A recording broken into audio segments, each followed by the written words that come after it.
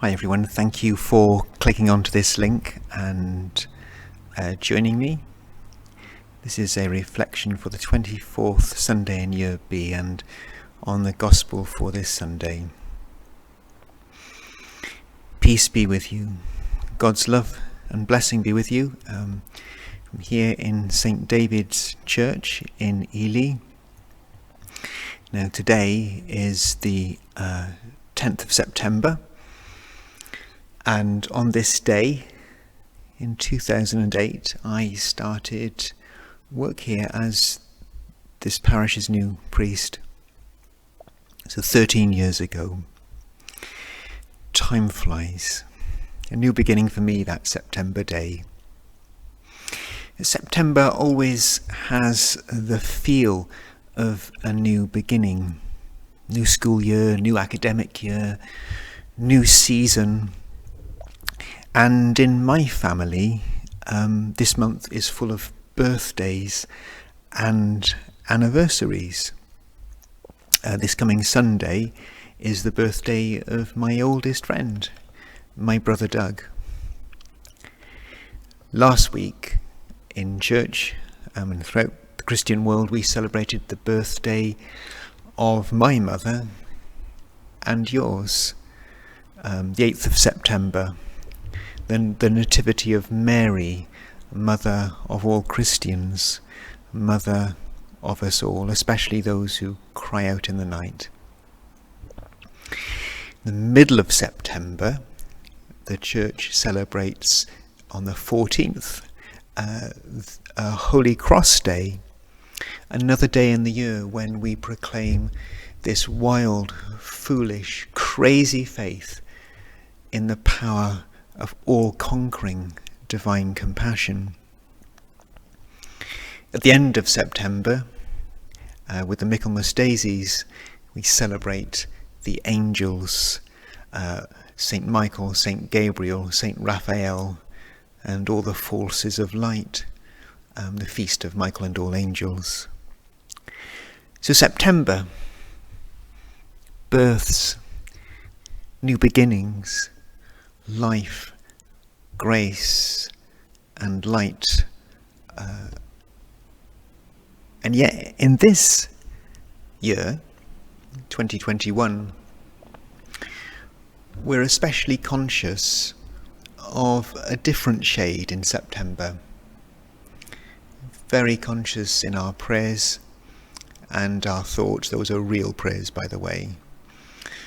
Of the attack on the Twin Towers in New York 20 years ago in 2001, 20 years ago this weekend.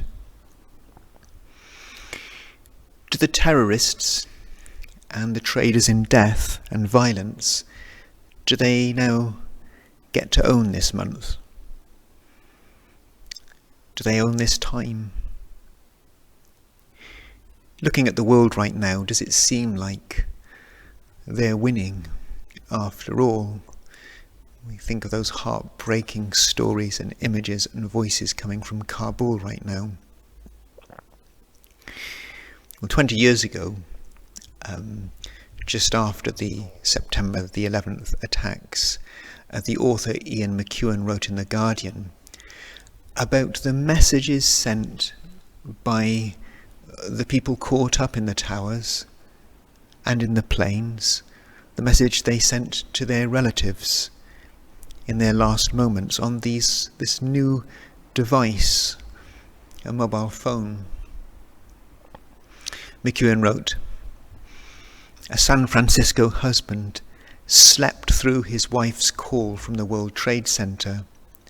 The tower was burning around her, and she was speaking on her mobile phone. She left her last message to him on the answering machine. We heard her tell him through her sobbing that there was no escape for her. The building was on fire and there was no way down the stairs.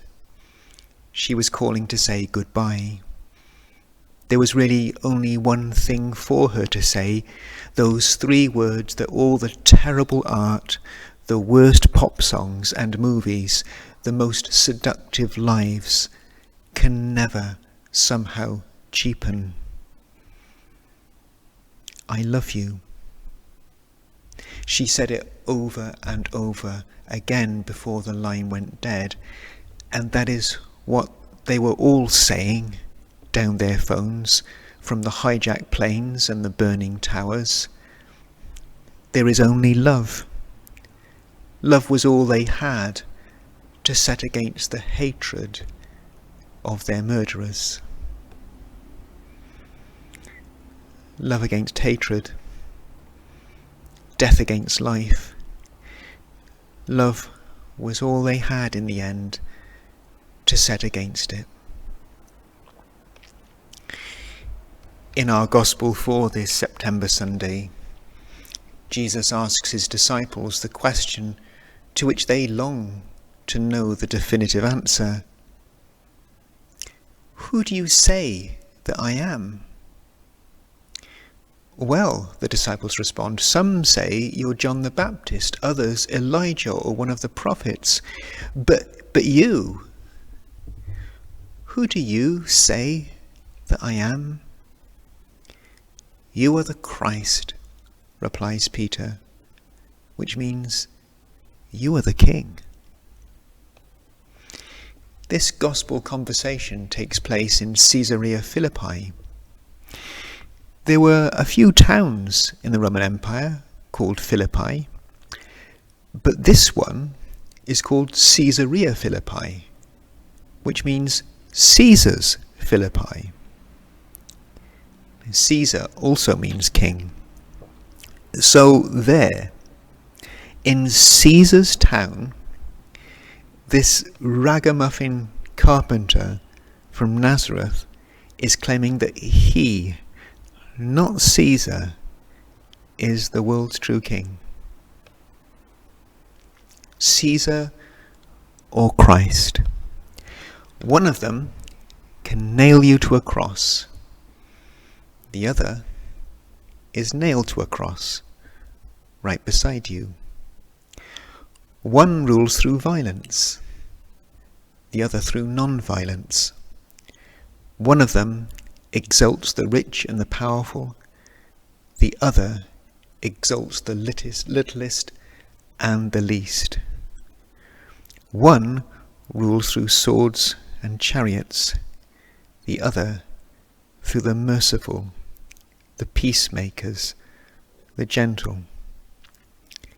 Christ or Caesar?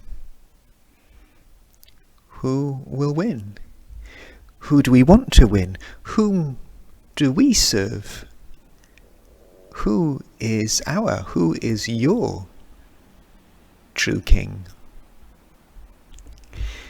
At the moment of death on Caesar's cross, all Jesus has is a message of love.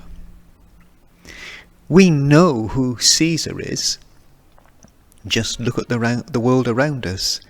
Caesar is worshipped everywhere. But Jesus, he is even more present everywhere. Who do you say that I am? Today, speaking for myself, I would say, you are the September Christ. You are the Christ who breathes fire into all our frail attempts at love and life in this fragile world.